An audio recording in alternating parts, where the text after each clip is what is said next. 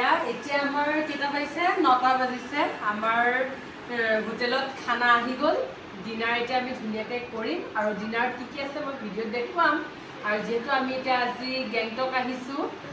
ৰাতিপুৱা মৰ্ণিং আমি ওলালোঁ 5 বজাতে ওলাইছোঁ আমি 12 বজাত পাইছোঁ আৰু আহি পেলাই আমি ইয়াতে লাঞ্চ কৰিলোঁ লাঞ্চটো খুব টেষ্টি